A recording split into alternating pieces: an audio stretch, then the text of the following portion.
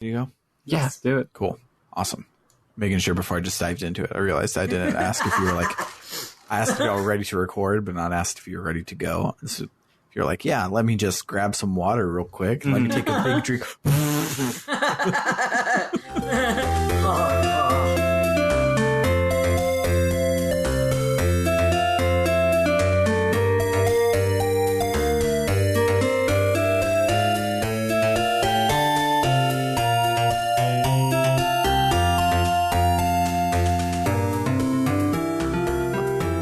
Welcome to RPG Book Club, the podcast where we play a little bit of a video game and talk about how it makes us feel. I am Sam Allman.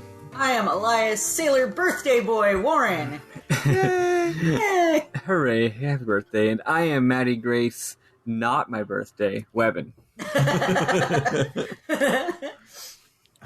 And today we'll be playing the fourth part of the anime game that started it all, Tales of Symphonia. But before we get to all of that, how is everyone's week? It's my birthday! Hey! Nothing bad happened last week. Not at all. Remember that thing we keep saying about implosions? Woo! It'll be true one day. Yeah. Well, one technically, day. if I recall, nothing too bad has happened since that bad thing that happened, right?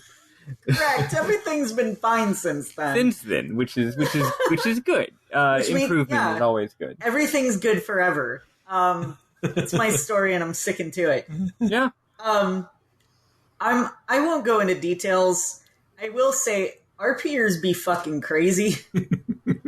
You know what? I've gotten that impression, and that is low-key one reason why I've never engaged with it. It's not that I'm like assuming everyone sucks. It's just like, you know, from what I've heard, maybe I should just do something else. I have a very, very good group of friends who I RP with.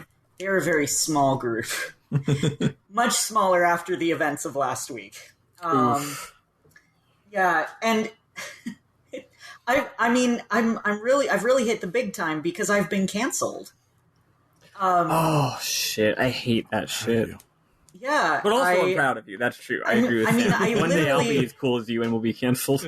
It was literally a cancellation. Like someone found a tweet that I had made and linked that in the Discord chat, and that was like the absolute point of no return. It was. It was like I was playing an RPG. And obviously, I don't want the you. Obviously, you don't need to share. But I am curious as to which kind of tweet was it. Was it the? I said something legitimately dumb like 10 fucking years ago, but it was a dumb thing that I said. But it's really stupid that you're bringing this up and don't allow for the possibility of a person going. Or was it a tweet where you're like, no, actually, I stand behind that, and y'all are all wrong. I actually do still believe that, and it's correct. It's the second. Ooh. It's absolutely the second. Okay, now I'm very proud of you. Yeah, because the situation. I'll make it as brief you can and share as vague if you want. as I just didn't want to make you share. Yeah, part of my concern is like who in the Final Fantasy RP community is going to listen to my podcast. But then I remember nobody listens to our podcast. So what do I fucking care? Also, we're on Square Moratorium, so yeah. They won't come back until we start talking about Final Fantasy again. Great, let's never play a Final Fantasy game again. So basically, I was helping to run an RP venue that is a fight club. And this fight club, from the very beginning, when I had started working there over a year ago, has allowed characters that are under 18 to come into the bar and fight. I have never felt comfortable with this, but it was not my venue, and I really liked the venue owner, so I kind of went on I kind of went under the belief that, you know, if she's okay with it, then fine. Like, whatever, mm-hmm. I'm not gonna make waves. I just work here. It's not my business. You know, and I had a close friend working there as well. Like, we got into it together. I put in a fucking ton of work for this place. Like, I was their fight announcer for almost the entire duration of my time working there. And the last Friday, she said, I can't do this anymore. Here are the reasons. can you take over for me? And I said yes. And, you know, me and the close friends who were going to be on staff with me were discussing it, and we decided that we needed to implement an 18 plus rule for both in character and out of character. If you're under 18 in real life, or if your character is under 18, you cannot come in and fight at this bar. Because children should not be participating in fights. And what happened was they flipped the fuck out when I made this rule. I had been given the reins for about 2 hours at that point. Or no, it was longer than that, because I was deliberating it and I had to talk to one of the staff members who was playing a 16-year-old, and they flipped out. And then so I was finally like, I'm just going to rip the Band-Aid off and I'm going to give them the rule because I know they're going to be unhappy about it. They tore into me. They were absolutely vicious from the fucking start.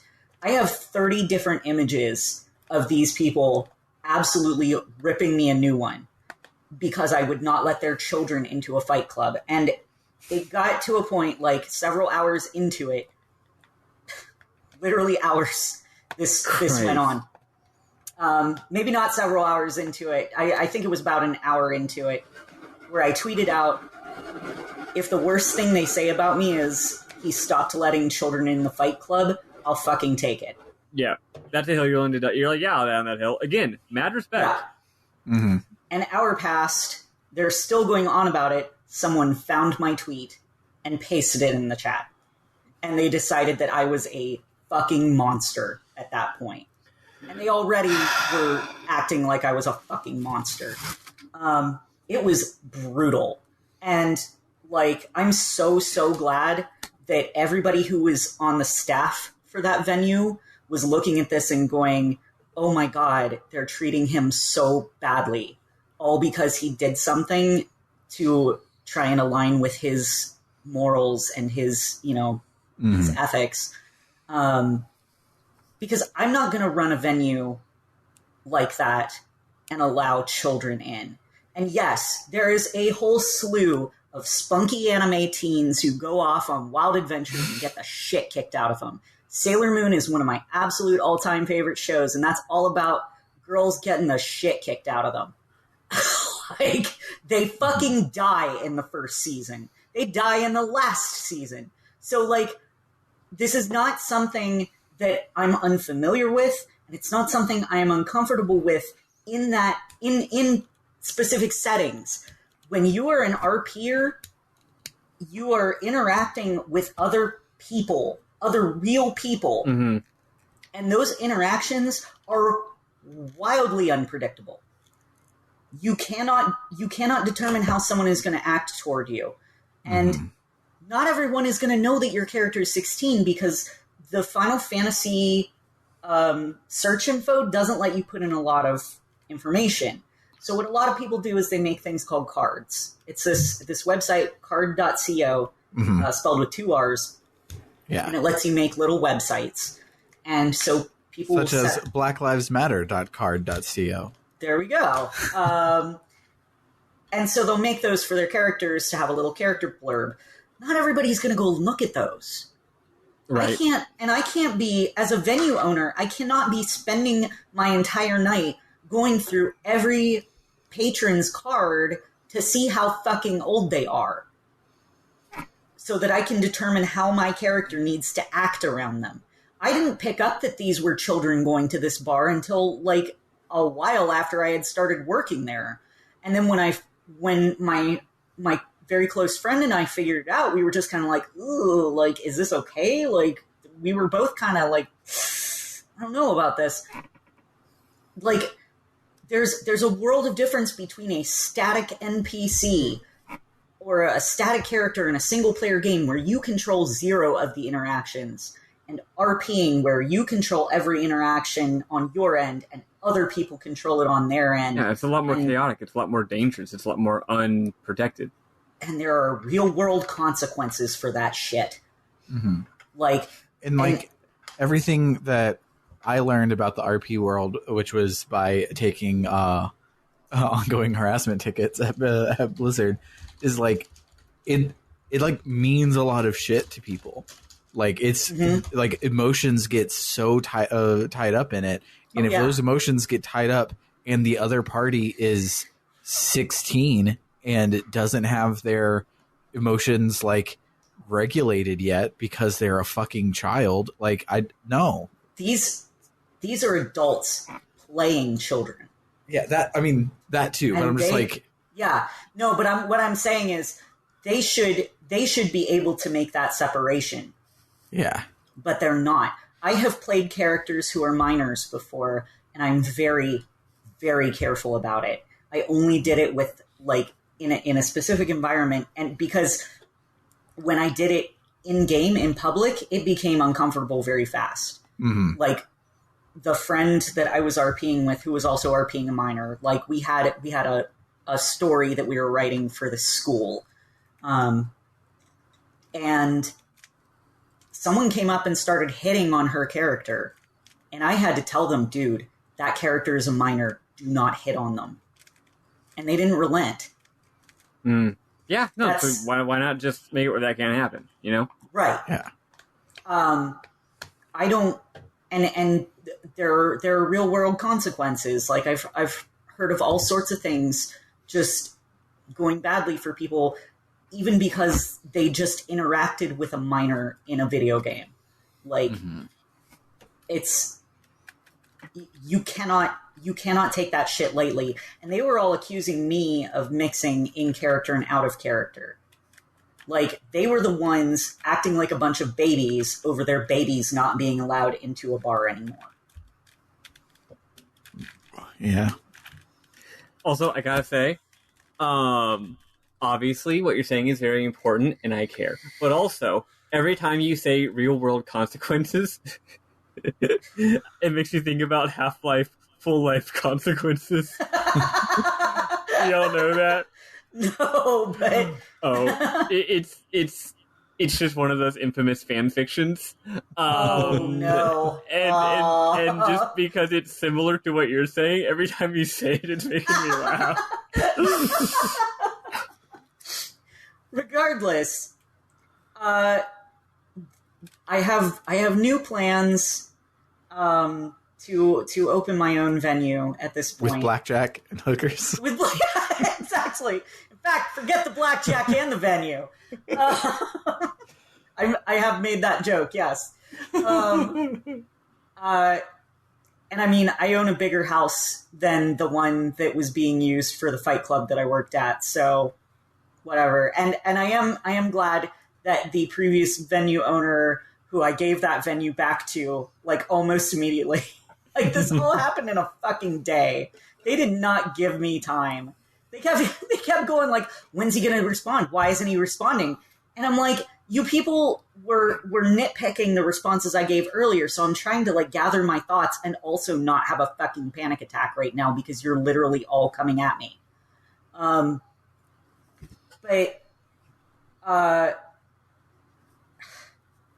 the venue owner was very, very sweet to me, and she was like, you did not deserve that. I'm probably just going to shut the venue down, et cetera, et cetera. And I was like, I told her outright, like, I hope you do, because they don't fucking deserve it. Yeah. So, and today's my birthday. Yay. I had I'm fun a little this. guy. I'm a little baby boy, and it's my birthday. You wouldn't hit a little guy on his birthday, would you? Have y'all seen that tweet? Yeah, that's how I'm feeling. It was fucking rough because they were all talking about how like this place is our home. This place is our home. I'm like, it's my fucking home too. Like, you all are treating me like I'm the literal fucking devil. Yep. So whatever, man. Like, I'm mostly over it. I'm still kind of heartbroken because like I did enjoy the RP there, but if they're going to be like that, I don't want to run a venue for them. Yeah, for that sure. Sucks. Also, one of my RP friends says hi. Hello. Hi. I've been having a great week. I am now officially, as opposed to unofficially, I am now officially a member of Organization 13, which is to say I'm on the 13-person steering committee of East Bay DSA steering committee, I just said steering committee twice. I'm on the 13-person steering committee of East Bay DSA as an at-large member. I won my election. It was great. Oh, yeah. It wasn't too hard for me to win because there were a lot of seats, but I was not one of the few people to not win. So I am now a member in leadership in this organization that I've been devoting the last few years of my life to, which is really exciting. In addition, I also am a delegate to the national convention. My little group of people was running 24 people to be on this convention list, and we won 18 out of 24, which is pretty good. That's 75%, which means that almost half of the delegation is my people, and also mad respect to the people who aren't in my group who also won, because they're all really good. I was looking through the list and I'm like, oh yeah, like yes, I was technically running against you people, but very good group of people, very low percentage of sickos or weirdo or freaks, and by that I mean trots. That's a joke. Real, whatever. Don't worry about it. I've been engaged in an online feud with Trotskyites for the last 2 weeks. It's okay. It's not a serious feud. It's like a funny feud. And anyway, other than that, my job, which was murdering me last week, is now not murdering me anymore. It's pretty chill. And finally, nice. I just found out, as Eli was explaining his drama, about some drama that's going on my end. However, I can't share it. It's very secret, but it's hilarious. And I am sort of vibrating about it right now. Luckily, it's not the kind of drama that makes me upset. It's the kind of drama that makes me say, LMAO. So that's good. I'm not going to say anything more about that. I'm kicking butt right now. I'm loving life. Nice. I am also loving life because my favorite Dragon Quest is getting a very beautiful remake. Which one is that? Dragon Quest III. Okay. So it looks incredible. Holy shit. So 2 weeks after the Switch comes out, or whenever the fuck it was, and they announce Octopath Traveler, everyone was like, you need to make Chrono Trigger in this engine, and you need to make Final Fantasy VI in this engine. And I always was like, meh, I don't know. It's kind of cool, but like the other ones are fine. And then they showed the Dragon Quest III in the Octopath Traveler engine, and I'm like, oh wait, no, yeah, just do it more like this and less like Octopath Traveler, and you can remake Chrono Trigger and what makes it a perfect fit for DQ3 is a few things. First of all, DQ3 is like a perfect video game in many ways. Like it is like it's like a scriptural level text of like, this is the JRPG in its purest form. And a big part of that is its town design, its dungeons, its level design. So doing a remake that maintains that, because I did see in the one screenshot that they showed, that's the exact same town layout from the first town. They did not change it. So keeping this... including the dumb early Dragon Quest, like, shops are just a square of brick outside, and it doesn't make sense.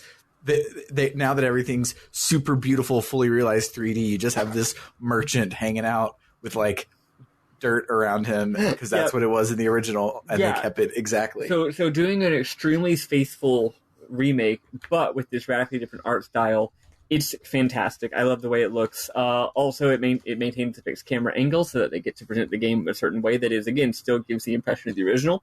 Also, they turned down the special effects a whole lot from Octopath, which is good because I'm an Octopath defender. I like the way it looks, but even I will admit the effects were a lot. Okay, the bloom and the filters were objectively too much.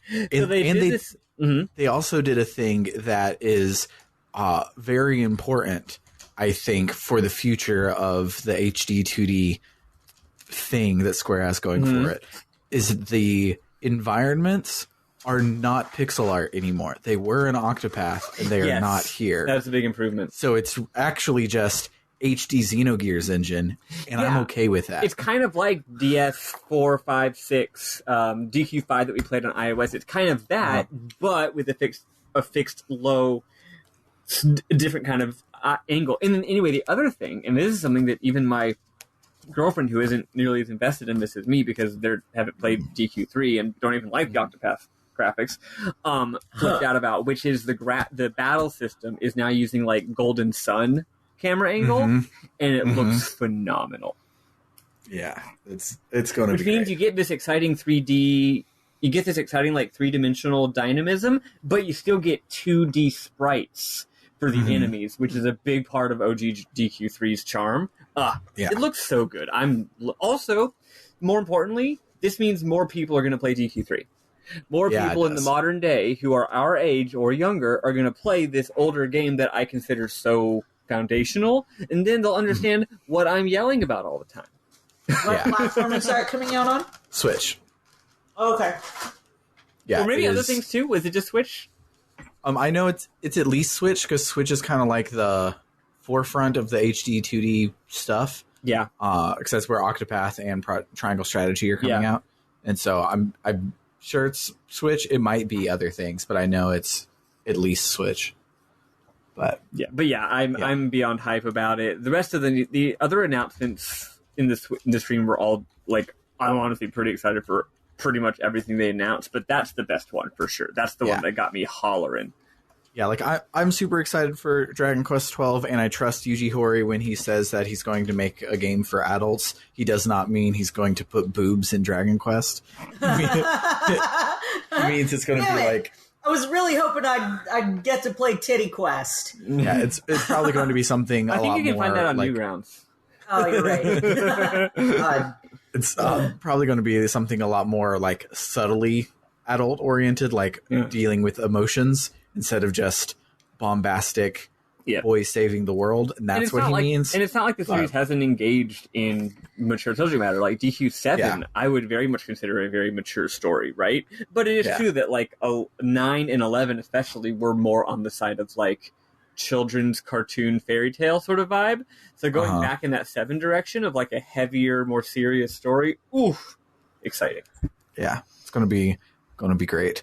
The other great thing is, as I mentioned last week, I made my brother a emulation station out of a stolen HP Thin client, because you only are allowed to steal from HP now. So this week I got to start making my own, and so I put every game from almost yes, I put every game from almost every system prior to the Game Boy Advance, but not every single one, because there are over 5,000 Atari 800 games, and there are 6,000. Yeah, and there are 6,000 literally every other game of the 8-bit, 16-bit era. I mean, wow. The video game crash happened with Atari for a reason. Which Atari was it, Sam? Atari 800. They're PC before they made the 2600. That's why I was curious. Yeah. To be fair, it lasted from like 1978 to 1992. Yeah. It was around a really long time. That's why it got up so much. But still, I was going through and like when you get like a no intro set for an old game, it's like, all right, I want every single Super Nintendo game. They're like, yeah, do you have 106 megabytes of space on your hard drive? Like, are you sure you can handle this? And then I'm like, all right, every Atari 800 game, I downloaded it. It's 136 megabytes. And I'm like, for this old thing, like, aren't the games all like 2 kilobytes? And I'm like, yes, they are all 2 kilobytes. Wow. There's just 5,000 of them. So I looked on Atari. It's like AtariFan.net. I don't remember exactly what it is. Maybe Atariism, something like that. But they have a top 100 Atari 800 list. So I just got the top 100 one of those. I do not need, because like the reason I'm putting all the things is I'm mostly using it for like fan translations and stuff like that to go play RPGs because I'm a weeb. But then also, like, there's just something great about playing an old game for 15 seconds and just being like, oh yeah, Spider-Man for the Game Gear, not a fun game. I don't need to play this ever again.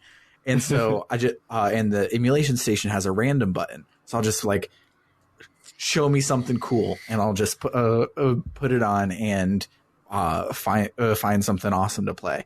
And I don't want more than 50% odds to be playing an Atari 800 game, so did not put all of those, but I did play the crap out of Spider-Man for the Atari 2600 with Scarlett, and it is a surprisingly fun game.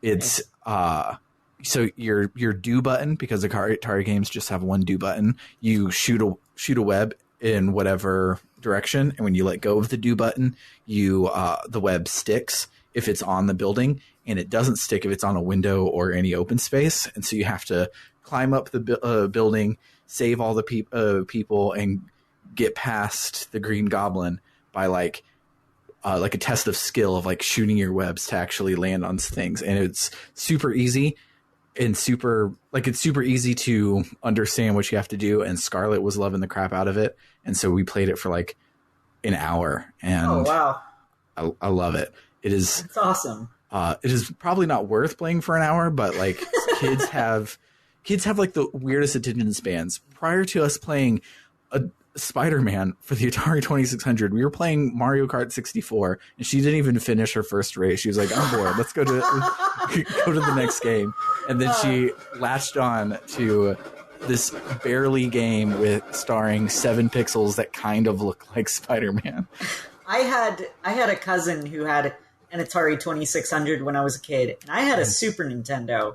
Mm-hmm. And yet, anytime I went over to her place, I wanted to play the fucking Atari. Yeah. And like, we played shit like Keystone Cops and Pitfall, and I was so fucking into that. She had Triathlon. Like, we played all the Atari classics, and I adored it. And I had a Super Nintendo. I've got a 2600. It's awesome. As a piece of hardware, it's beautiful. I love the way it works. I love that its power cable is an 1/8-inch jack. I love all of its manual buttons on the console itself that you use to access alternate game modes. And I love that it has literally 3 good games out of its entire library. For my brother's so for mine, I put everything because I wanted to be surprised by shitty games. He is not like that. He just wanted to play N64 games. And so I put a bunch of N64 games, and then kind of like the top 100 Super Nintendo and Genesis, because that's when we were kind of paying attention to games. And so he would probably recognize a couple random ones there. And then for the Atari 2600, I got him Combat and Space Invaders, and I think that was basically it. Like, I think I just got him the games that we had. I think I got him Pitfall as well. And I'm just like, there you go. That's Pitfall is one of the 3 good ones. Yeah. Pitfall, what's it called? Zaxxon? I think that's it. Gaxon. It's the one that's like, it's kind of a shooter thing. It's got amazing graphics. That's the second good game. And the third Cuthbert's one Revenge is... actually, okay, there's 4 good games. And then the fourth one, I think you mean Custer's Last Game. Custard's, yeah. And then I don't know why I said And then the Cuthbert. final actual good game is Adventure, obviously. And that's it. Those are the 4 good games. But when it comes to Atari, it's not really about the good games, it's about the bad games. Yeah, it really is. Come for the good games, stay for the bad games. That's the Atari 2600 promise. Yeah, and I haven't even played any Atari 800 games, so I don't even know anything about that. Yeah, what I love about the Atari 2600 is like all of these games are like the perfect WarioWare type games, where it's just like do a thing and it technically works for a couple of minutes and then move on with your life. But these motherfuckers cost $70 back in the day. I'm so glad, Maddy, that you knew what I was talking about, because I feel like a fucking idiot now. Oh, of course I know Custer's Last Stand. Yeah, it was one of the 4 greatest games on Atari. Whoa. Breaking news. I just found out, because of a fleet that someone on Twitter who I've been following for ages who doesn't have a picture of themselves as their profile pic, so I don't know anything about them, gender, name, what they look like, anything. Turns out they're hot. Nice. Turns out they're a hot babe. I had no idea. I've been following this person for ages. Literally had no clue. Turns out they're a hot babe. Wow, I'm really learning things today. Good news. This has been an RPG book club news break. Great news for me. Yeah. Congratulations. But yeah. One final thing before we go, because we're coming up on 30 minutes, and that's usually where I make us start talking about the game now, is I discovered this game called Tang Tang for the GBA. Oh. I know Tank Tank. Not Tank Tank. Tang Tang. Tang. Oh, okay. I don't know that one. Yeah, it is a cute little puzzle game where you're a little non-copyright infringing Bomberman lookalike, and your power is the Cane of Silmaria. Basically, you can make and delete blocks, but it's a side scroller, and you have to get the 3 blobs and get to the door by the end of it. And it is just a little simple, fun ass time that I would have been really mad paying $35 for back in the day of the Game Boy Advance. And now you don't have to. Now I don't have to. Yeah, check that shit out. But let's instead check out the Tales of Symphonia section that we played this week. We are going to listen to the Tethe'alla battle music because, of course, the alternate dimension gets its own music, and it's great. So we're going to listen to that, and then we'll talk about the plot.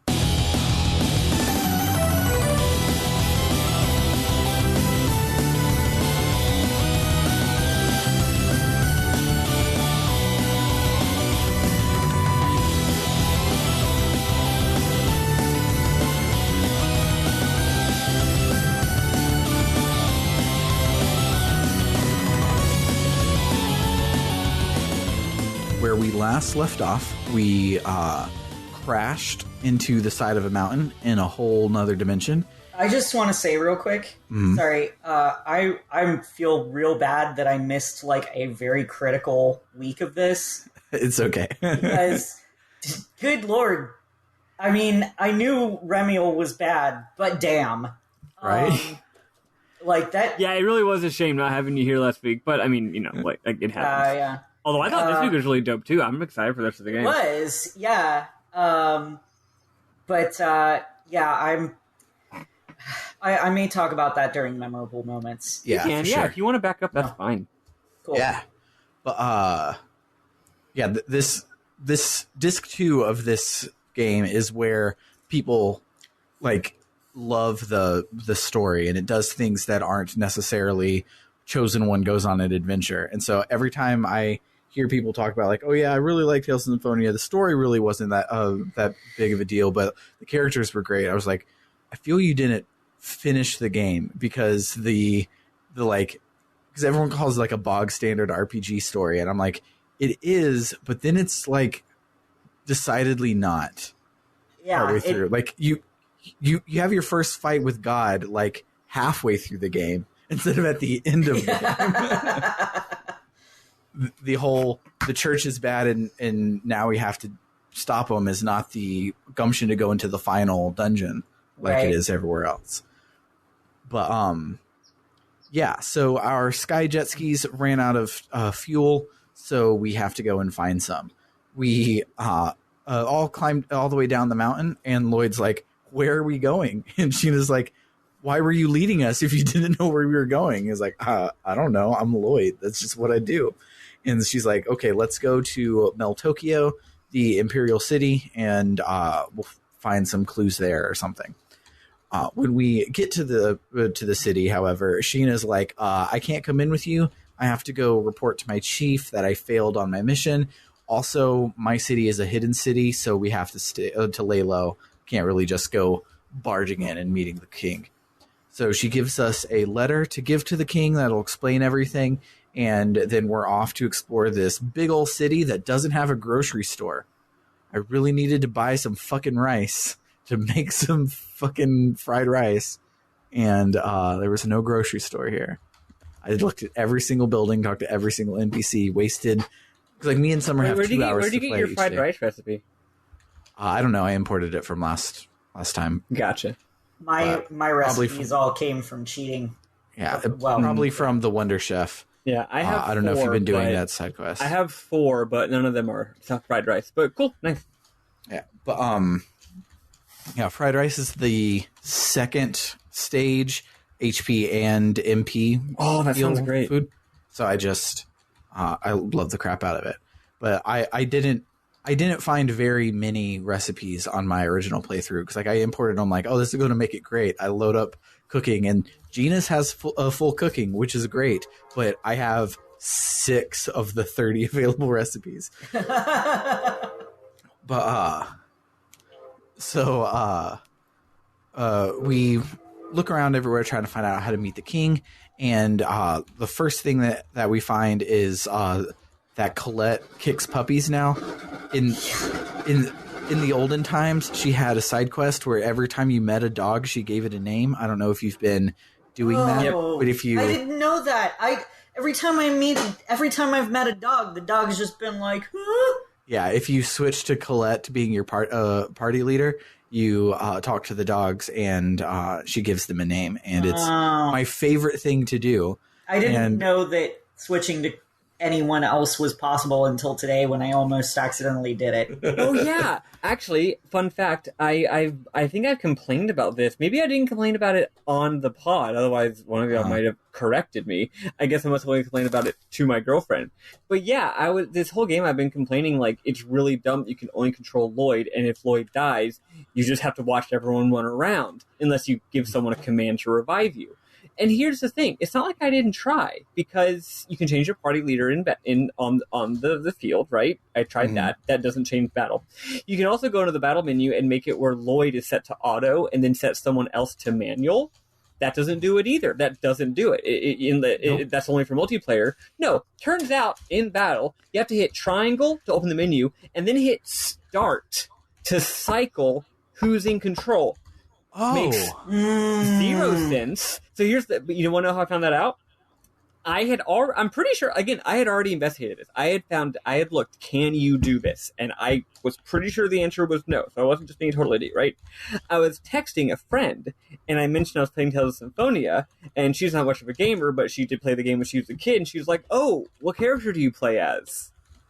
And I was like, what? So then I Google how to switch characters Tales of Symphonia, and I find like a game FAQs thread of someone else being like, is it possible to do it in this game?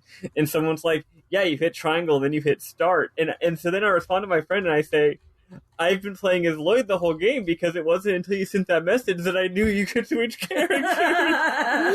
Real game changer. Although it turns out most of the characters aren't very fun to play as because they're not very... Go on.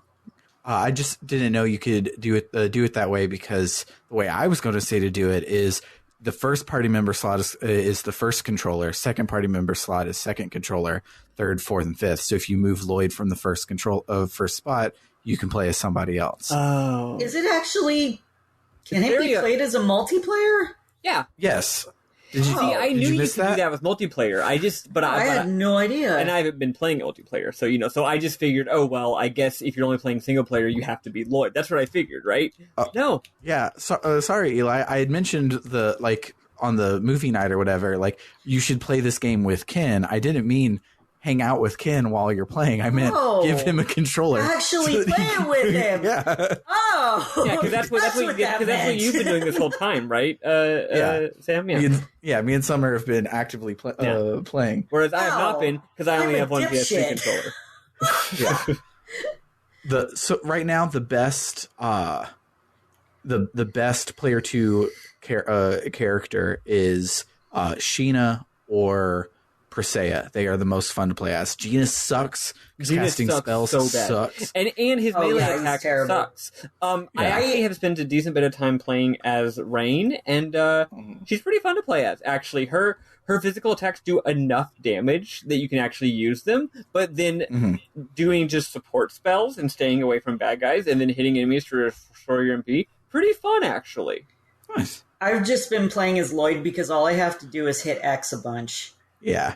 Or A. I have to hit A a bunch. Yeah, it's kind of a shame that, like, all of the good combo moves, because combos feel really good to play, to, like, kick off. All of, like, Lloyd has all of those. Like, Lloyd I can just string together a 22-hit combo, and it's amazing, and I love it. Okay, now I'm curious, because I've only managed a 3-hit combo with Lloyd alone. Like, I've always had to have other characters hitting at the exact same time to get really big combos. So how are you doing that?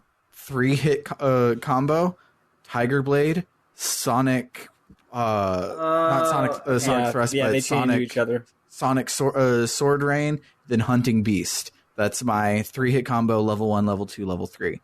That's my go-to. Wait, how did you get Hunting Beast? The fuck is that? It's the like next good version of Beast. It's just why have I not gotten it yet? Still not sure I understand, because like I don't know how the systems work in this game. I acquired I said, it. how do you get it? What I meant was, why do you have it and I don't? Yeah. I have literally no clue. I'll have to look more into that, because as it stands, I've just I have Tiger Blade or whatever it's called on the left trigger, and then I have something on the right trigger that gets interrupted a lot. And then there's other stuff that's like mapped to the D-pad, but whenever I use the D-pad, he just moves. Have you not been pressing circle or whatever that button would be on your controller? A, X, Y, and B. Oh, yes, God, I haven't been hitting B. Yeah, that's your special move button. Oh, no! Eli, you've been going into the menu every time you need a special move? Yup.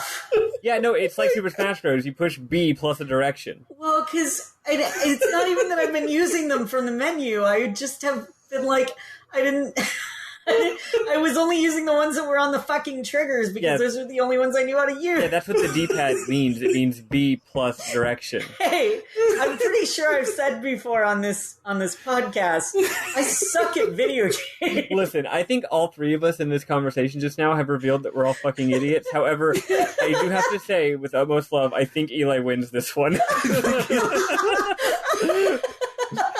Yeah, it's my birthday. Give me the award. Eli's going to go home and be like, oh my God, this game is awesome. Like, I'm sure I'll win the next one, but I think Eli's the clear winner this time. Yeah, I truly deserve this. I'd like to thank the Academy, my dear father, and my inability to read tutorials. Yeah, wait, with tutorials to Schmorials, here's the thing. I may be an idiot, but at least I do understand the most important rule of video games, which is, as soon as you start playing the game, just push every button on the controller to see what it does. I thought it did! I could have sworn I tried it before, but now that I'm looking back, I'm like, have I ever pressed the fucking B? I have had games before where I go a long time without hitting a certain button. I pressed it to like escape out of menus because that's what B does. Oh my God, I can't breathe. That's so great. And like because you have the easy mode on, like it's not like it hasn't affected me. It just hasn't mattered. I couldn't even die on the fight where you're supposed to fucking die. It had to pass 2 minutes, and then it was like, all right. You know what? I think you've had enough. And I'm like, I'll tell you when I've had enough. You just can't tell me I'm drunk. Yeah, so like I've just been fucking.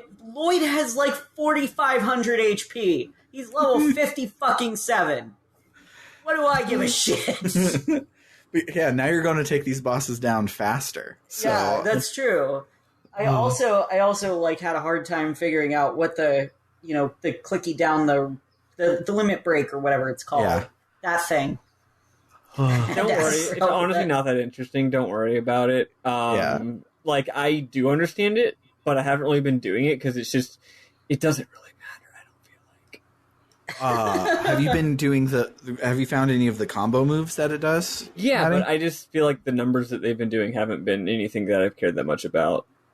I don't know which ones you found then, because the... All right, well, I'll keep messing with it. Yeah, sometimes I'll be like, ooh, this is cool, and it does the damage, and I'm like, that's like... I mean, like, I don't get me wrong, I do it, but it's like as much damage as it would take for me to do, like, a couple combos, right? Yeah, so Rain's Photon and Colette's Ring something or other. It's like Ring Rain or something like that. It's the one that has Ring in it. Ring Cyclone, maybe. Yeah. But that one does one she's always using. Hecka damage, and it's... Does it have to be in that order? No, it's just both of them use it in the thing. But like that one does a whole lot, and there are a couple. There's one. It was with Kratos, so I couldn't do it this week. But it was Lightning Blade from Kratos and Tiger Blade with thing, and that one. So that explains that one. Yeah, there's quite a few good ones.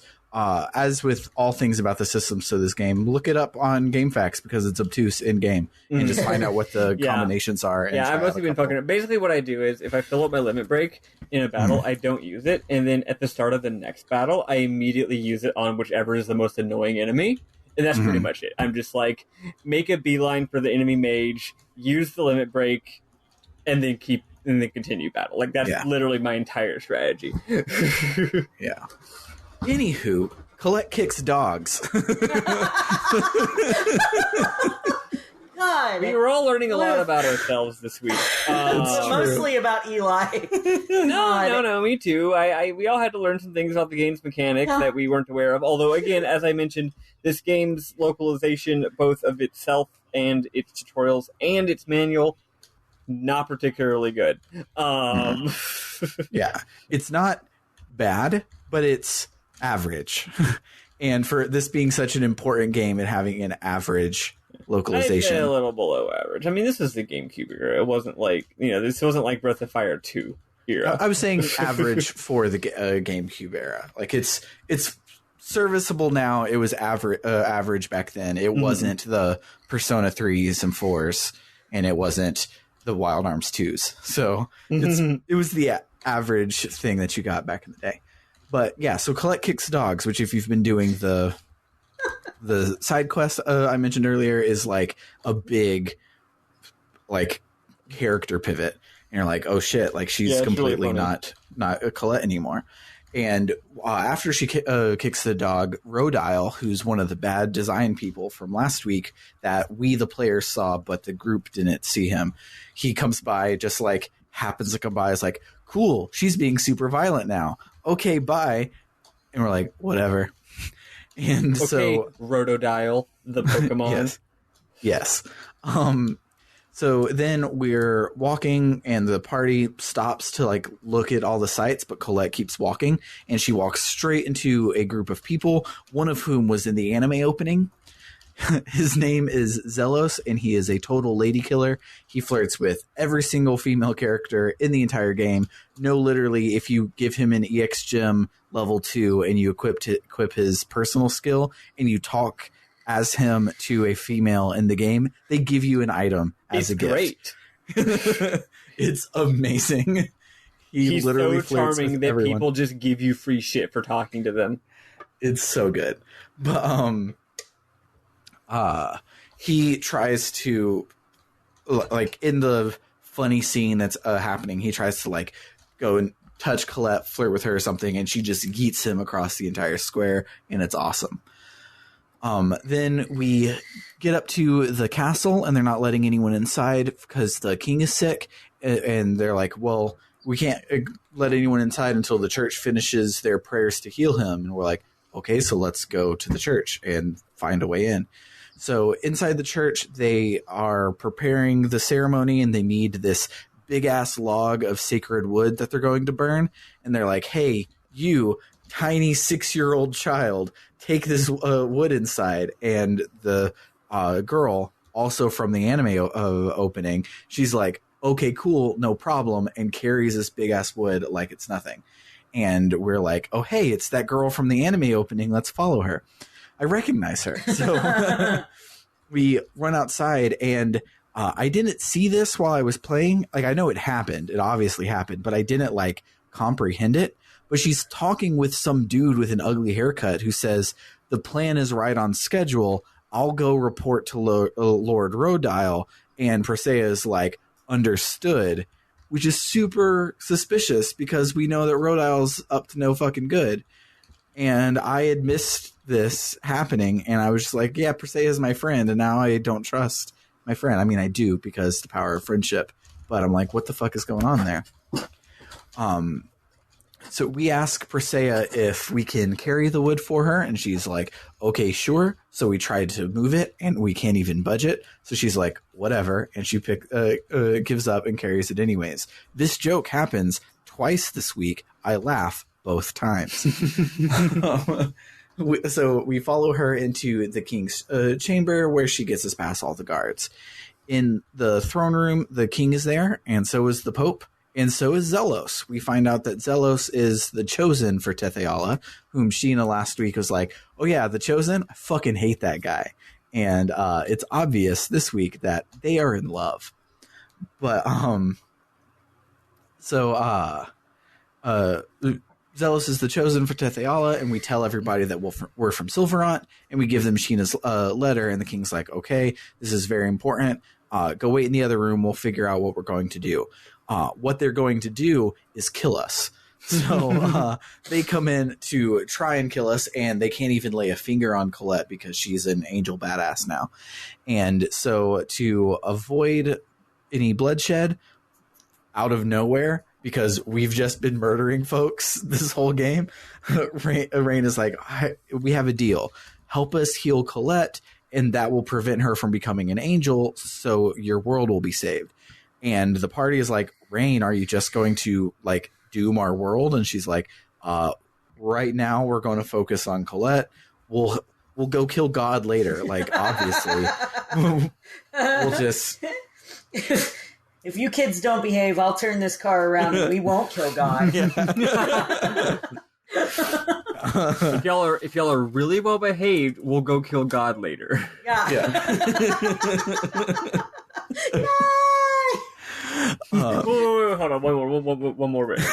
Mom, can we go kill God? We have kill God at home. The kill God at home, and unfortunately, I didn't think of someone finished this joke. What's the kill God at home? It's the little bug thingy from FF10 that looks like shit.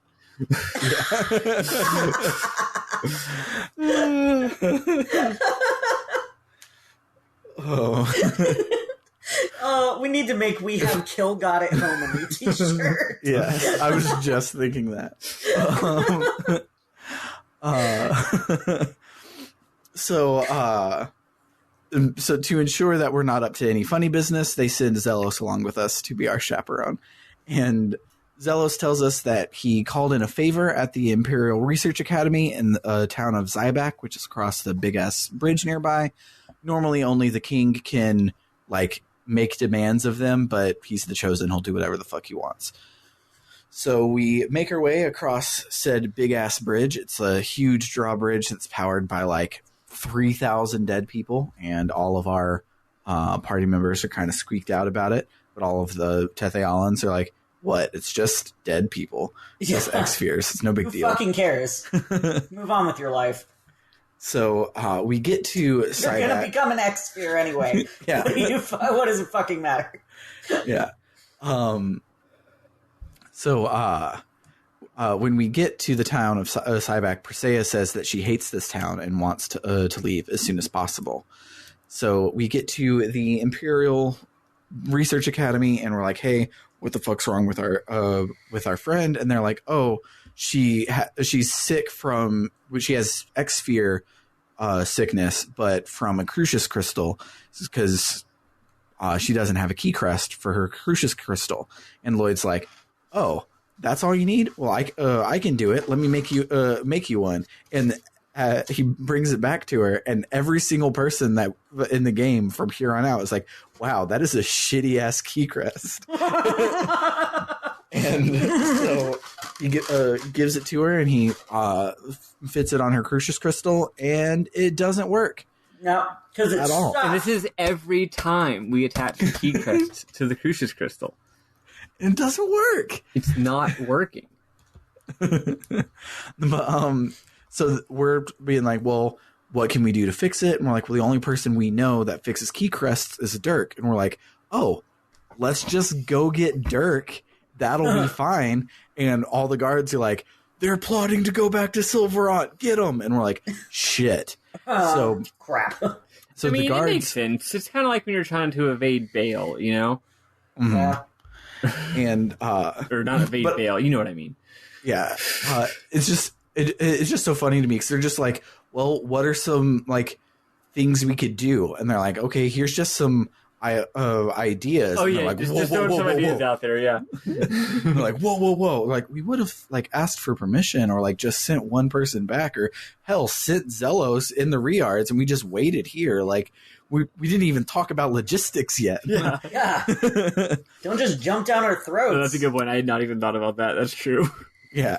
But they then jump down our throats and they do some gross ass shit. And playing this section in the current political climate has been kind of really fucked up. So Yeah. what they do, because you can't tell the difference between half-elves and humans, is they do blood tests to see if you are a half-elf, and if you are, your sentence is harsher than if it's not. Mm-hmm. It's The sentence being for the put to record, death. Yeah, exactly. Is execution in all cases. In all cases. Super fucked up. It's super fucked up. It made me real uncomfortable. Like racism, fantasy racism is a thing. It's pretty much always been a thing, you know, like the humans are going to view the elves this way and the elves are going to view the humans this way and never the two shall meet or whatever, you know, but then they do. And you know, there's themes of like coming together and putting aside differences depending on the type of media.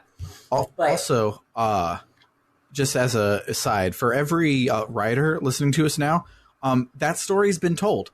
You don't have to do it anymore. You can just have elves and humans hang out. You don't have to put in regular human-ass racism in your fantasy books. And y'all know this what feels more real than a lot of fantasy. Yeah, it's quite racism. extreme. Or anyway, my take on this, and I think if y'all have been, those of y'all who have been paying attention know what my opinion is going to be. Just don't have elves. Don't have elves in your story. Don't have elves. That's racist. Yeah, why are people writing stories with fictional racism when Maddy is real racist against elves? I'm not being racist against the elves. I'm just saying that I prefer stories where they don't exist. Some of my best friends are elves, okay? Which is a great segue because that's literally what Lloyd says. Exactly. Because everyone here is super duper racist. Even like Zelos is like complicit in all of the racism. Oh, and we're yeah. like, dude, cut it out. And he's like, it's just how I was raised. And it's like, well, you're grown. You're not being raised anymore, so you can stop it now. And so same arguments that grandma makes at the dinner table when she says something off color. yeah. He's from a different time. So since they have to go and kill our friends, they just lock us up in a lab as a temporary prison. They'll be back to deal with us later. In the lab, we meet a character who doesn't have a unique sprite, so I forget what her name is. But I think it's Kate. It's Kate. Yes, it is Kate. Yes. But, so she recognizes Persea and is like, oh shit, Persea is the person I was researching on. And we're like, that's fucked up. You should not do that. And she's like, yeah, I know. It's my biggest regret. I promise to save her, but that'll take some time. you go save your friends. So she has a escape hatch, and we go through out of the escape hatch, and we head on over to the bridge. But of course, because this is a big ass drawbridge, they are drawing the bridge right as we get there. So we try to jump over, and we suck. And hilariously, Colette can fly, so she just like yeets like off the screen, just keeps going straight, and we all fall into the water, and it's great. But then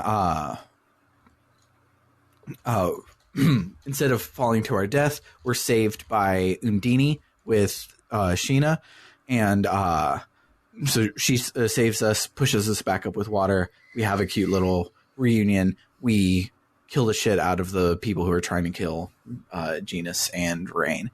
And so because we killed more humanoid people in a place where we aren't welcome, we're now criminals again. It's good to know that every single power structure that we've met in the game so far is now our enemy, because we can't stop from killing all of their people. So we're like, well, what do we do now? And they're like, and Zealous is like, well, let's go get the Riards. I have a trick we can use to take them with us, and we'll take them with us. We'll go to the lightning seal so that Sheena can make a pact with Volt. Volt will electrocute up our thingies, and we can fly around, and we can get an airship. And I'm like, checks out. We're in the second half of the game. Of course we get an airship. Sounds good to me. So we head back to Mount Fuji. We walk up to get the Riards, and we're like, so what's the thing? And Zealous is like, all right, so come stand right over here. I'm sure there's not a trap here. And we're like, okay. And we all walk into a trap. And so, what a shock. What a shock.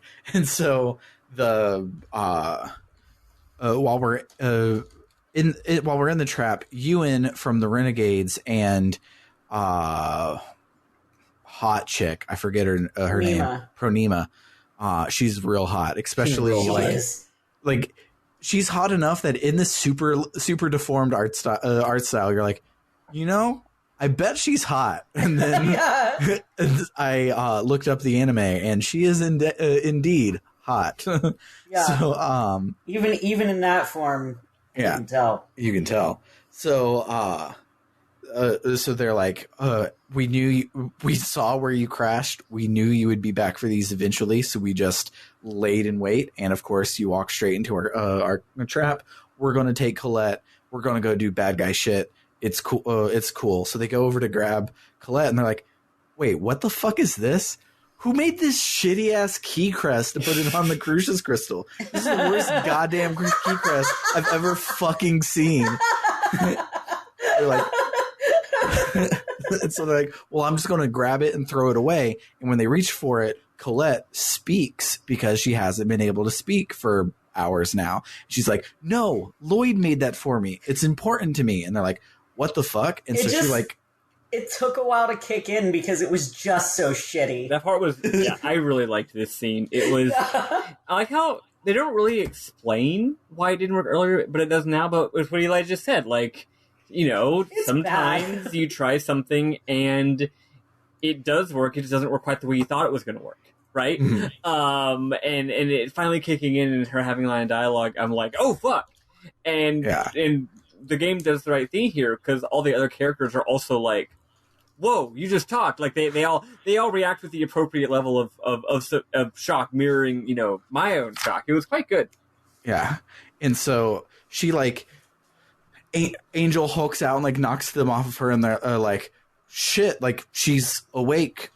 We have to stop her. So they go to attack her, and Colette does not Xena Warrior Princess be a badass with her chakrams like you would think in a regular JRPG. No, she's Colette. So she trips again, and her ass lands on the fucking trap device, which brings down the force field. So then all of us can fight them.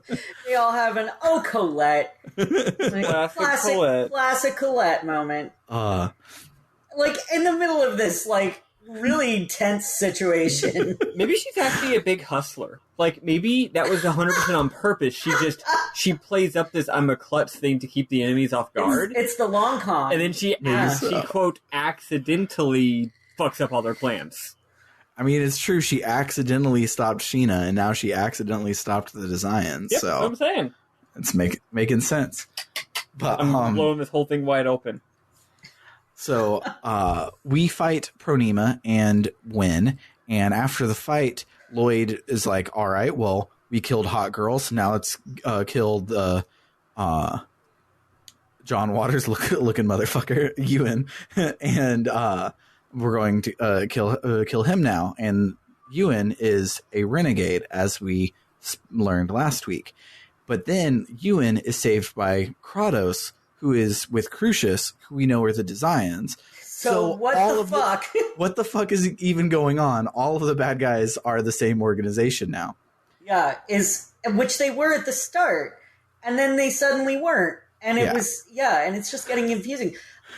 My thought was, though, maybe Yuan was lying about being a renegade. Maybe he was a spy, or something like that. Maybe he's not technically one of the renegades, but I don't fucking know. I think that the character who's up to something is Kratos, especially because the game does address that later. So I think Kratos. The confusion here is that Kratos has some kind of more complex ulterior motives that isn't exactly the same as everyone else's, whereas everything else is just like, they're the bad guys. Yeah, and that's my guess. I considered that too. I think that I don't actually remember any of the politic of the end of the game. I remember like the plot points, but it's all just like we kill God plot points, not like the politics of how we get there. So I don't exactly remember, but I swear that Ewan says something like, "Oh Lord, Yggdrasil something something something." So I don't know.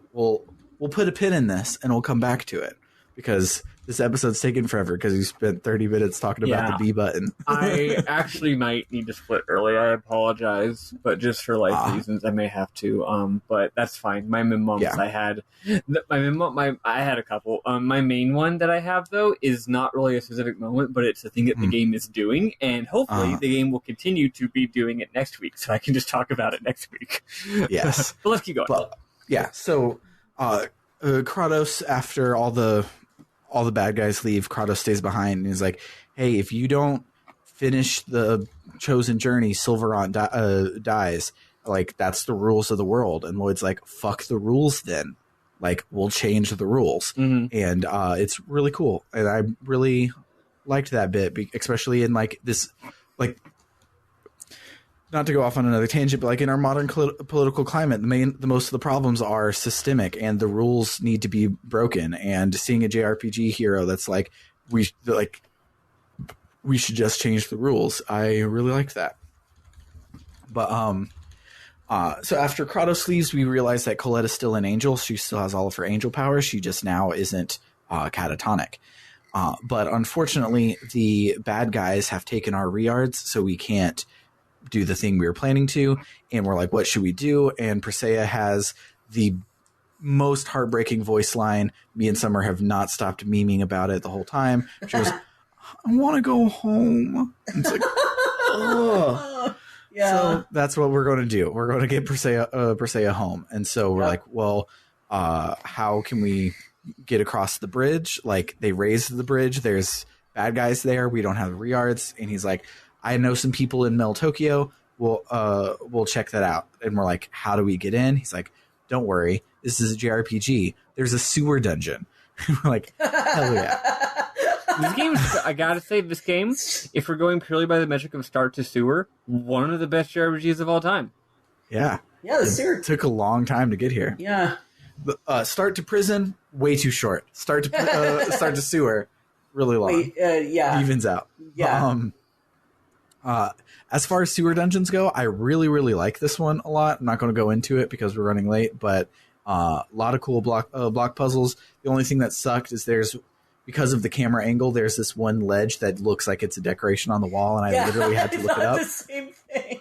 I looked up where to go, and nobody had an issue here. They're like, they were stuck with like the block puzzles, and I'm like, I can figure out puzzles, but then I'm like, what do I do? And it's like in the guide, it was just like, make sure you check out the mouse hole on both sides of the waterfall. And I'm like, wait, you can cross the waterfall, and there's just a tiny little ledge that you can walk on. It does not look like something you should be able to walk on. Yes, but so as we're making our way through the dungeon, we find out that the Pope has hired prison labor. He has hired prisoners going to take off part of their sentence if they kill us. One of them is very hot. The other are all generic NPCs. So I'm played by Crispin Freeman, so he's got a great voice too. So we fight the generic NPC ones, but the hot one sees Persea and he's like, what? And he just leaves. So we make it to Mel Tokyo and we go to the elemental research place, which we find out is where Corinne was made. We find out Corinne is a man-made summon spirit. And Corinne, rightfully, is really pissed off that we went there and has this whole scene where she's like fighting her creators. And I get it. The lab wants us to cross in this really small boat, and they give us some Capsule Corp Dynacaps to carry it in, and we do that. So we get the boat, we put it, we use our Dino Caps so that we can now get on and off at docks and make our way around. If you have the map up, you can tell that there are shallows that we can't cross, but if you don't have the map up, the world map looks no different, and it just feels like an invisible wall, and it's dumb, and I hate it. I was like, let's go explore all of the things, but you can't. So we make it back to Zyback, and Kratos is there, but it's really no issue. He's just kind of there, and we're like, hey, what are you doing? And he's like, nothing, and just leaves. So we take Persea to see Kate in the lab, and she's like, cool. I promise that I'll save her. She has a lot of lore about Crucius crystals, because that's the experiment that she was using with on Persea, was how to make her own Crucius crystals. So, I also haven't really mentioned it. Persea barely talks. She's like mostly silent. And the reason is because she has angel toxicosis, because she's growing Crucius crystal inside of her. So Kate says that we need the help of the dwarf named Altessa, who lives in the nearby forest. So we get a forest dungeon. In the forest dungeon, Colette uses her super hearing and hears that guards have like found us and they're coming after us. So we need to find a place to hide. And while we're looking for one, the hot guy from prison is back. And this time we fight him and kick his butt. And just like every party member that we fought, he uses just his regular moves, which is awesome, but it makes him like hard because he can like wombo combo you, where everyone else will just, like, normal mobs will run around because they have one special move, and otherwise will just attack you. He's like doing combos and shit. I really love how every time you fight a character every time you fight a boss in this game that is a normal sized human, they clearly follow the same rules as player characters, even ones that you never play as. Mm-hmm. So like there have been, I forget now, but there have been battles where it's like, I'm probably never gonna have this character in my party. He's not controllable. But like but you would be able to if they were, because like they clearly are using combos and moves and dodging and blocking the same way that I do. Very cool. Love that. Yeah. The Tales series builds on that in a super awesome way, and that's one of the things I love about Graces, is it always feels like a match of skill between you and the other person, even though that other person is an AI. That's really cool. That is cool. But my start to saying you should play Graces instead was an hour and 14 this week, which is pretty good. But he wants to. He says that he wants to be with Persea, but he doesn't go into it before we knock him out. And Colette single-handedly picks him up and takes him with us. Second time the joke happened this week, still funny. And so we take him with us to Mizuho. in Mizuho, we go to meet with the chief, and he's like, hey, because Sheena couldn't kill the Chosen, we now basically failed everyone, and they're going to try and kill us as well. So we're on your side. What's your plan? And Lloyd's like, I don't know how, but I want to stop this whole bullshit. If Yggdrasil can create two worlds that feed off of each other, we'll find a way to make him undo it and make them live in peace and both have half mana, and it'll be fine. Like, who gives a shit?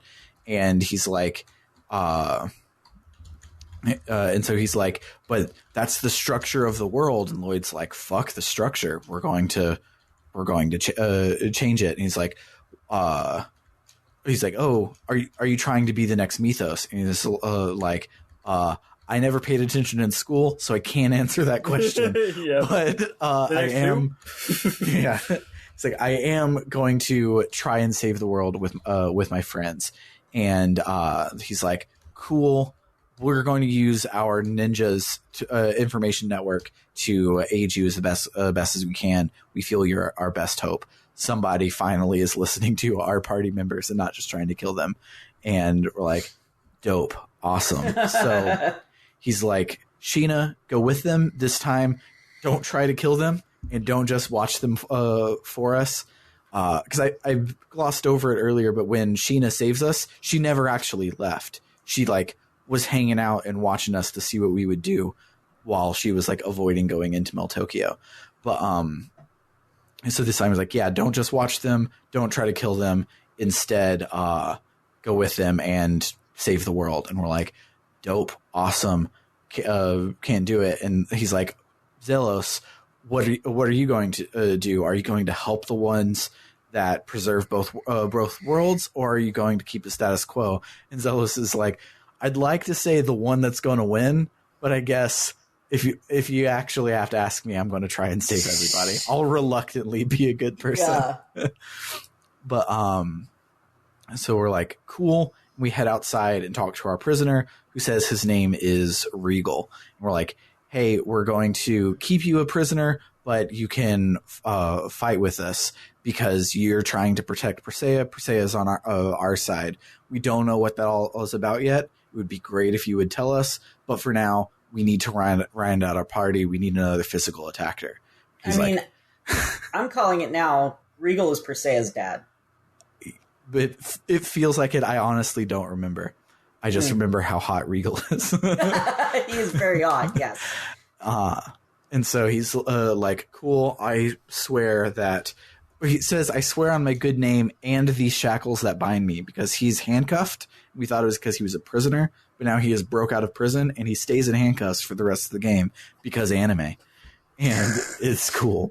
Yes. So then we leave, and we're like, all right, let's go to Altessa's place. And Persea again is like, I just want to go home. And we're like, okay, cool. We'll go to Azette first. And we don't do that. We save and end it for the week. Yep. Persea's got to wait another week to get home. All right, Maddy, are you piecing out at the thingy? No, or do you have time? Since you did such a good job blasting through, let's do our musical break. Let me share my one thing, and then I'll split.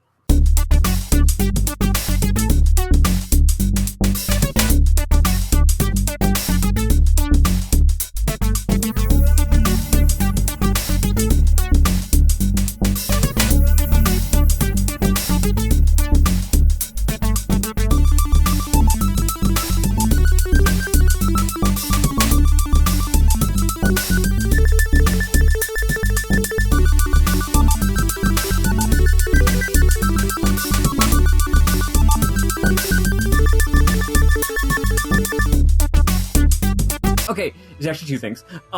First thing is that I really like that what's his name isn't Sheena told us that he was stupid, but he's actually kind of not stupid. When she said he's stupid, I think what she really meant was more like he's a sexist pig. Yeah. But he's actually quite smart in a number of situations. For example, when he says he's got to keep tab on them, and he's basically like, let's go to Ozette, and they're like, no, we got to go to the Research Academy, and he's like, oh, it's chill, we'll just drop her off on the way because Ozette's on the way to the Research Academy, and Janice gets caught off guard. He's like, oh, that's a great idea, actually. And there's a few times where he's just like actually pretty smart, especially compared to Lloyd. And then the second thing, the thing that I really, really, really like though, is in the scene where we decide to join up with the people of Mizuho, even though it's a little bit complicated because of the contradictory points of view and goals. He says, all we need is your help. And Lloyd says, is everybody else okay with us joining up? And then he asks, and they all say what their point of view is. And they all kind of have a slightly different point of view on it, but they all essentially agree on it. And that's really neat. I've never really seen an RPG where, like, I don't know, the hero asks his party what their opinion is on things, just like to make sure we're all chill, instead of just being like, I'm the hero, let's go do it. And that's only one of the scenes. There's a bunch of scenes in this game, and this wasn't the case before because it wasn't quite as complicated. But now we have enough characters with enough kind of conflicting allegiances and loyalties, and also just goals and wants and needs, that they kind of have to talk it out. And it's because in a lot of games, it's like once someone joins your party, they're just in your party. But in this, there's a number of scenes this week where the characters have to sit there and, like, figure out what to do and kind of air their different sides. And there's points where it's like the characters have to make sure that they continue to, like, want to be in the party, right? It's like, wait, am I still in agreement with the goals of this quest? Especially considering that they don't really know what their goals even are. They've been changing their mind like 50 times, which is neat. It's just really cool and nuanced. Like, I feel like the plot is in a sense a little aimless right now because the characters don't really know what they're doing or what their goal is. And they're kind of having to like they know they want to save the world vaguely. But every time they meet a new person, they're like, are we against these people? Are we with them? Do we trust them? And anyway, the game's just dealing with that with an unusual degree of complexity that I'm really appreciating. That's it. I am now going to skedaddle. Yeah, so love you, Maddy. One of my favorite men moms of this week is Lloyd gets character growth because he meets someone and he doesn't do his "I'll tell you my name once you tell me yours" thing, because of the scene when you first meet Zelos.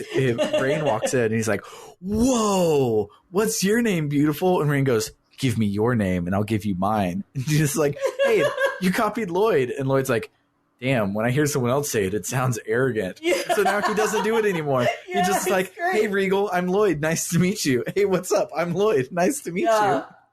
Yeah, I really appreciated that. Yeah. He learned a thing. Do you have any specific ones before I dive into mine? Mine are all from last week, basically. But I mean, mainly I wanted to talk about, like, the big twist that happened, which, if you're playing the game, if you've listened to last week's episode, like, Remiel struck me as sus from the beginning. I will say that much. And I also want to say I'm using a spoiler-free guide. So I am getting a walkthrough, but it didn't tell me, like, you know, when a big fight came up, it actually said spoiler for the name. Yeah. And I really haven't even needed a guide for the fights because I just hit A a whole bunch and forget that B exists. Anyway, so I had a feeling the fight with Remiel was coming. What I didn't expect was that Colette was going to completely, like, I mean, I don't want to say completely didn't expect. I had a feeling that there was going to be more with her, but I didn't realize it was actually going to get that far. That she became catatonic. because I figured like they were going to stop Remiel in time, or Colette was going to be like, actually, no, this is fucked up and I'm not going to do it. Yeah. But no, she went along with it. And I'm just like, girl, the fuck? Like, this seems like a very bad idea. But she did it anyway.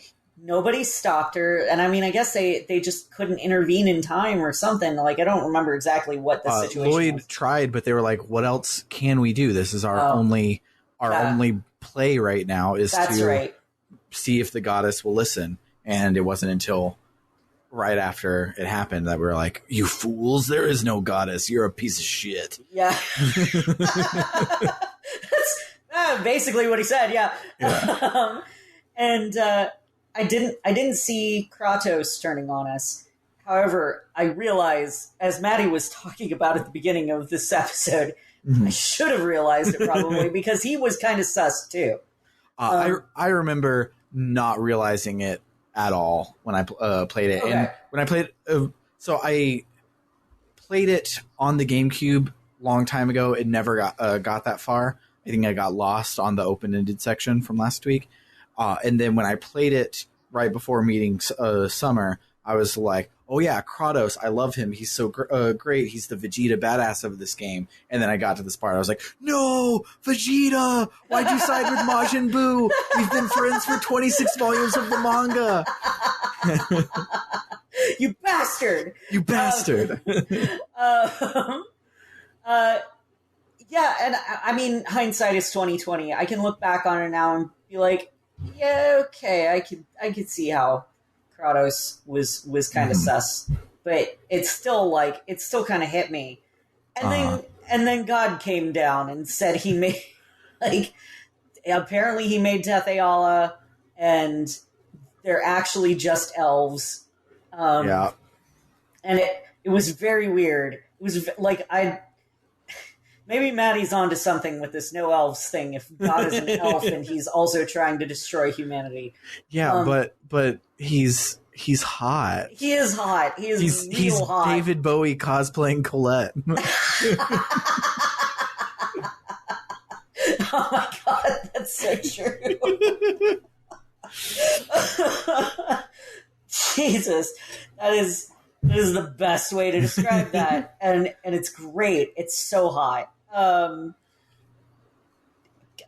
want Yggdrasil. But also fuck that guy. Right? Fuck that guy in literally every way. Yes. But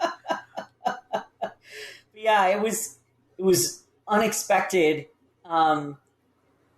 In a way that I should see this shit coming by now, because we've played enough RPGs with these kind of twists that I should just expect it. But I don't. I never do. I always expect run-of-the-mill RPG story, and I'm always confused when that doesn't happen. Yeah. So far, the only time that has happened has been Brave Story. Brave Story was the only one that followed all of the rules. I know. It's weird. Yeah. I kept expecting a twist in that one, too. That one took me by surprise for not having a twist. Right? But, yeah, I really liked it. Like, that, as soon as that happened, I was like, all right, this shit's good. Because up until then, I was like, it seems kind of run-of-the-mill. Like, yeah, Remiel's sus. Well, but he's probably the god that we kill at the end. And, we'll have trouble up until then. I want to say, too. Oh, go ahead. I was just saying, but nope, that's the disc change. Fuck.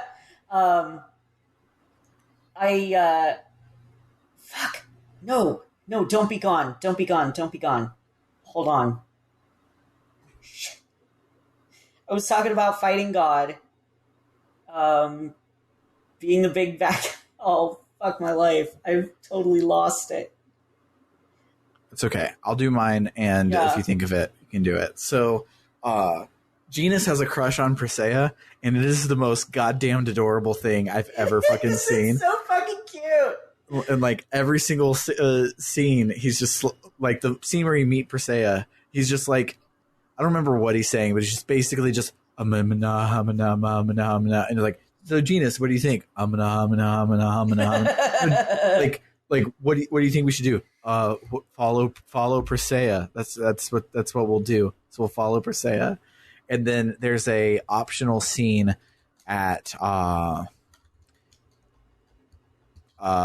Zealous' house when we go there, and if you go to talk to Genus and Persea, he goes, Persea, I think you're pretty, and she goes, what's pretty? And he's like, I think you're beautiful and cute, and I like you. And she goes, oh, then you're pretty too.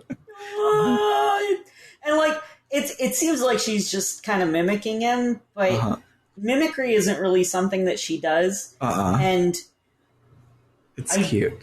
Yeah, I think that she actually does care about him. Yeah, more than she can potentially let on. Yeah. Then another real quick one is in the slums of Meltokyo, there's this guy who's in full noble garb, so he obviously doesn't belong there.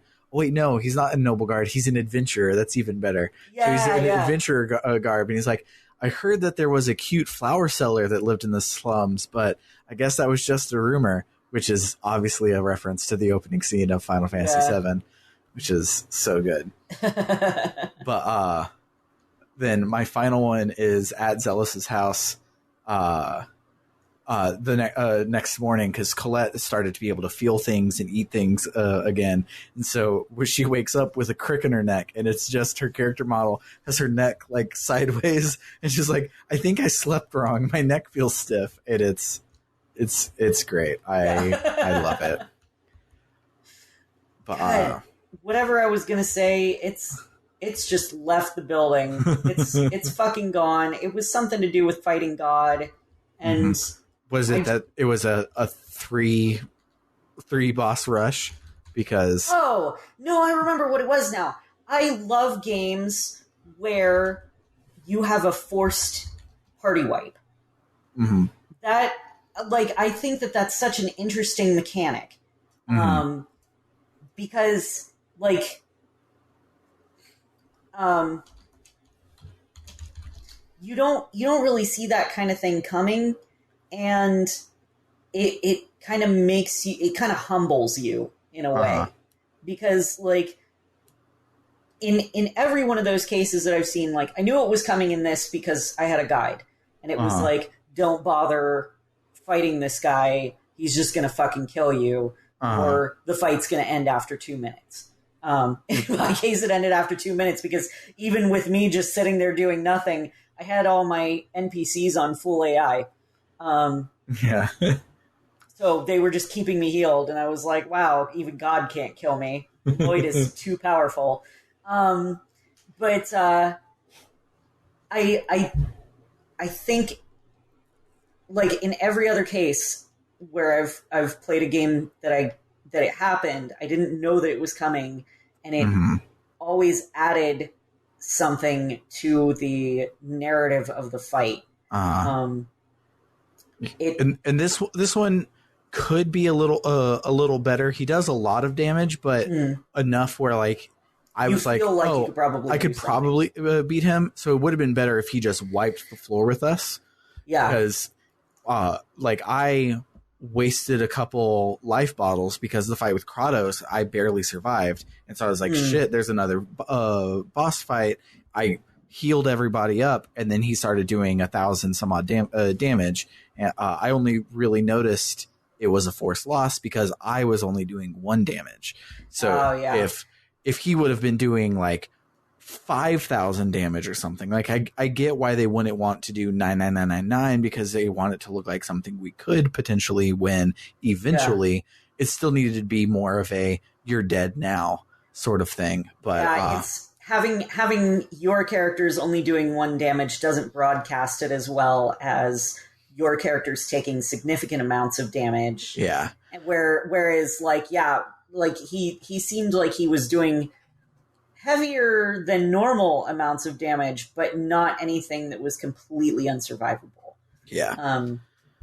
So that, yes, I agree. That definitely could have been broadcast better to the user, but I think but that it's not a cool like mechanic. the ones in Chrono Trigger where you spend 30 minutes of your life, barely lose, and then it's like, oh, by the way, it's because all the ones in Chrono Trigger are technically winnable, but that's true. That's a whole different thing. The Kratos fight is one that you can actually fail and continue with the story. Oh, cool. So wish I would have done that because he almost killed me. Either whether or not you die to it, you'll progress. It's not a forced loss, but it's one that you can lose safely. But if you beat him, he gives you fuck tons of XP. Yeah. So, and I think that's interesting too, that they have 2 fights in a row where it's like, usually in an RPG where if there's a winnable fight, if you lose to it, then you have to start the process over again. Yeah. So I like that one was an either win or lose condition followed by an absolute loss. Yeah. But that makes me feel better because me and Maddy both sucked hard on Remiel, and then we got to Kratos, and we were like, somehow we managed to beat it first time. And so both of us should have just died, and it would have been fine. But both of us stuck it out, and we're like, oh. Yeah, I'll let her in on that as well.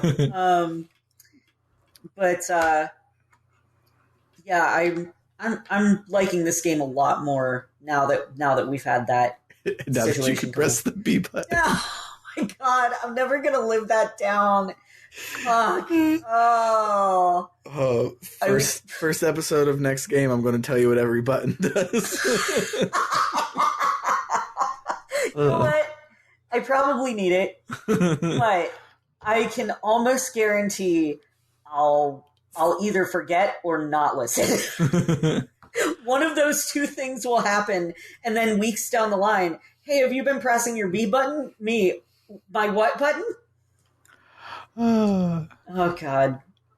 Okay, so... Let's end my misery, Sam, please. Yes, so... It's my birthday. A good segue is what we'll be playing next. And this is a very contentious best of the rest, but because of how we're doing it, there's one game that is not as contentious. It's kind of just a middle of the road answer, and that's making it win.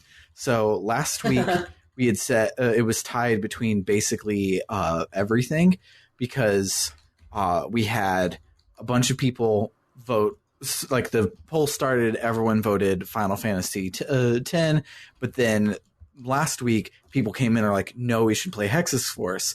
But every person that is all 5 people that have voted so far have decided that their second favorite one on the list is Anacronox. So now Anacronox is winning by a lot. What the fuck?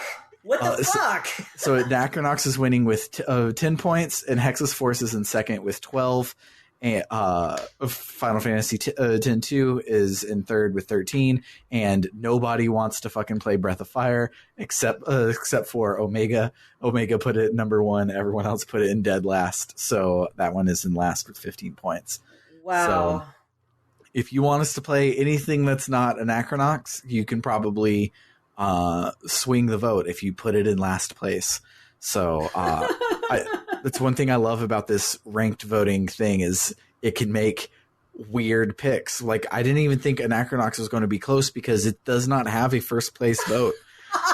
But every single person has it in second place. So we're leaning towards Anacronox now. It's so weird, but oh my gosh. No one feels very strongly about it, and therefore it's what we're going to play. I love this system. It's so bizarre. It's giving us something completely unexpected, and it's great. It's so good. It was so good. It's so good. I hit my elbow on the desk. Ow. But yeah, if you want us to not play Anacronox and you want to go and toss your hat into the ring, go and vote it in last place. Don't put it in second place. Everyone's putting it in second place. Put it in last place, and you can drastically shake up what we got going here. next week we will be playing to, I believe it's until we get to Sylvarant again, but I'm double checking my work here. So,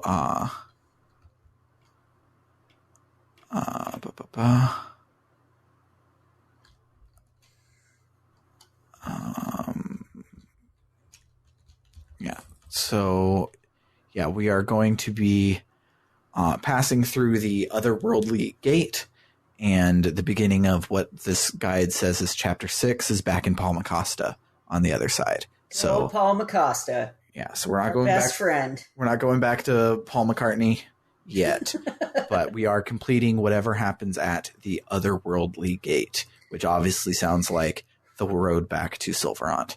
So, yeah, we are going to do that. If you like what you hear and you want to go and fuck up Anacronox's day, you can do so at our website on www.rpgbook.club and go and vote there. While you're there, once you donate, you will also get access to Book Club no Kaseki. We're coming up on the end of the first game, and it's a wild ride. Next week we finish all but the last dungeon. So we're like 2 weeks out from finishing the first game. Great time for you to come in and check it all out. Other than that, we have a email to read, but A, we're running long. B, Maddy's not here, so I will read Let's that next time. Let's do it next week. Yeah. Yeah. I didn't read it I'm last sure they'll understand. I didn't read it last week because you weren't here, and now Maddy's not here. Damn so it. we'll never ever be able to read it. It's a cursed email. It's always going to ensure that no one, like one person, is missing every time we try to read it. Yeah. But yeah, that'll do it for the week. For RPG Book Club, I have been Sam Allman. I am Elias Sailor Eli Warren. And I'm Maddy Grace Webbin. My name is Maddy. We love you, Maddy. Toodaloo, folks. Bye.